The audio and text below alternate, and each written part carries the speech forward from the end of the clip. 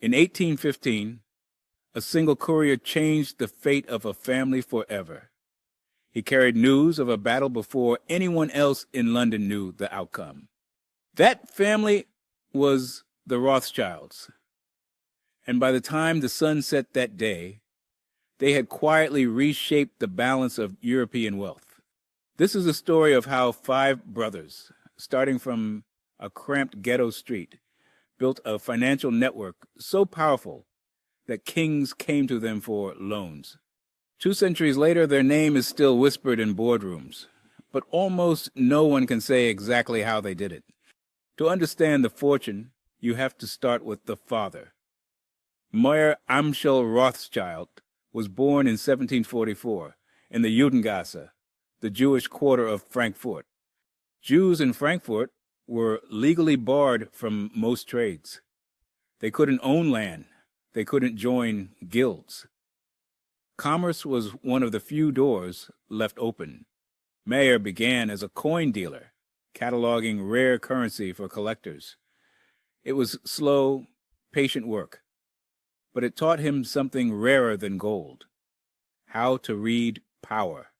He studied the coin collection of a local prince, learned his tastes, and made himself indispensable. That prince would later become one of the richest men in Europe.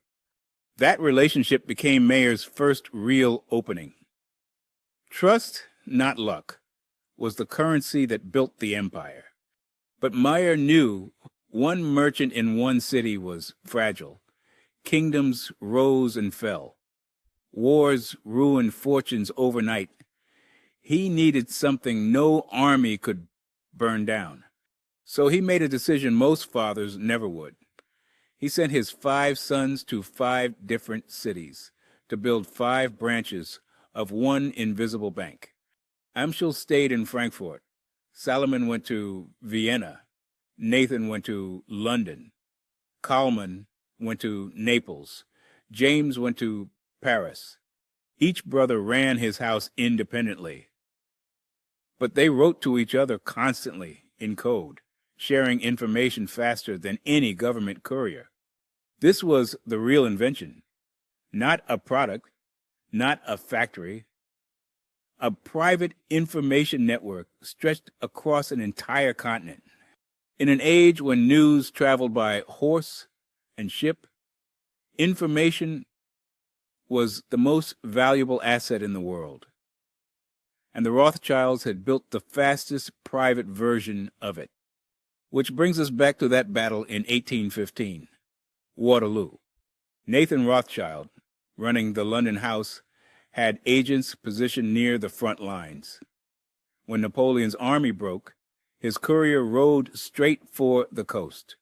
Nathan reportedly received word of the British victory a full day before it reached the British government through official channels. Legend says he used that head start to make a fortune on London bonds. Historians now debate the exact details, but the myth alone reshaped how the world saw his family. What's certain is this: within years, the Rothschild London house was financing the British government itself. By the 1820s, the family had helped fund the war against Napoleon, floated government bonds across Europe, and become bankers to monarchs.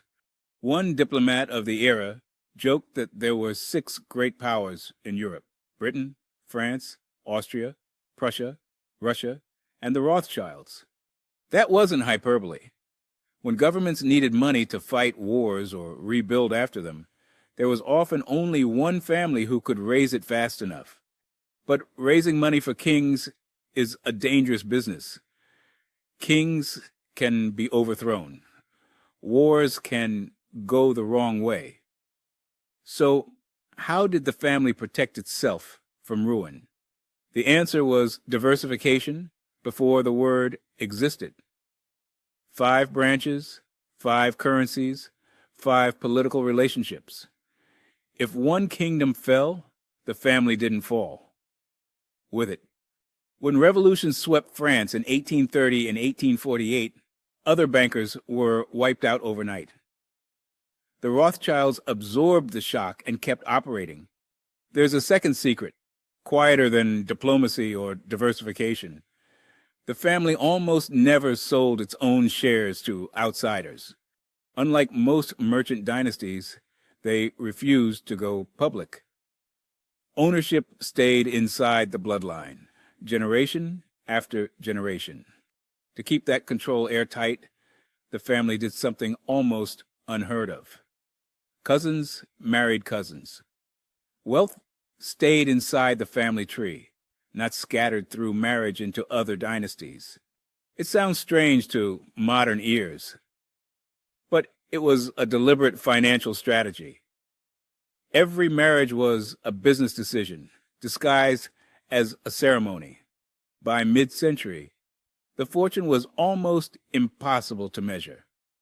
Some historians estimate the family's combined wealth, adjusted for today, may have exceeded any single fortune in modern history. And yet the Rothschilds rarely displayed it. No garish palaces built purely to impress. Wealth was meant to be felt in power, not seen in decoration. That restraint was deliberate. Flaunting money invites enemies. Quiet money survives revolutions. This is the moment the story turns. Because for all their success, the family's greatest test wasn't a battlefield. It was the century that followed. The 20th century brought 2 world wars, currency collapses, and revolutions that toppled monarchies the family had once financed. Governments the Rothschilds had lent to simply cease to exist. Bonds backed by empires became worthless overnight. In Nazi-occupied Europe, family branches were seized, art collections looted, properties confiscated. It was the darkest chapter in the family's history. Some branches of the family never fully recovered. Others rebuilt slowly, quietly, out of public view. This is the part most documentaries skip. Because the modern Rothschild story isn't really about kings anymore. It's about survival through humility. By the mid-20th century, the family's political influence had faded. But the financial institutions bearing their name adapted, shifting toward advisory work and private banking.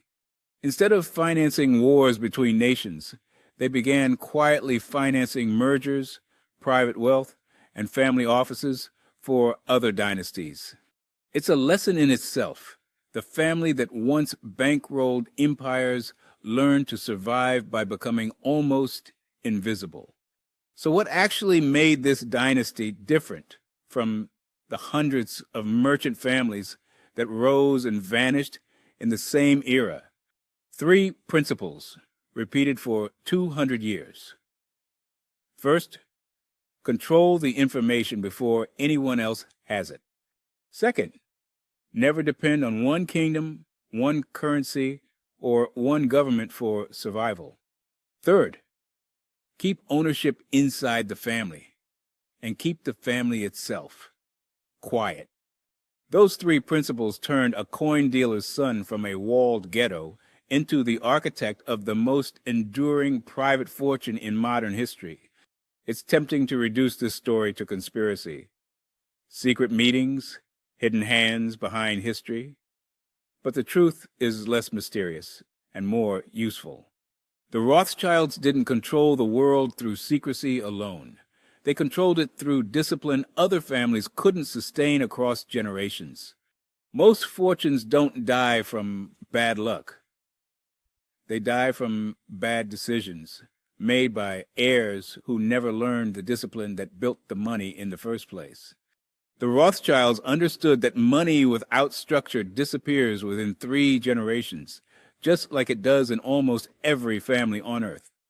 Their structure, the branches, the marriages, the secrecy, was simply a system built to outlast human nature. And for over 2 centuries, it worked better than almost any system before or since. Today, descendants of the Rothschild family still work in finance, art, wine, and philanthropy. Quiet influence, not public spectacle. The name that once made kings nervous now appears mostly on wine labels and gallery placards, which in its own way, may be the most successful outcome of all. Because the true final test of generational wealth isn't how loudly it announces itself. It's whether it's still standing 200 years later. So here's the question worth sitting with.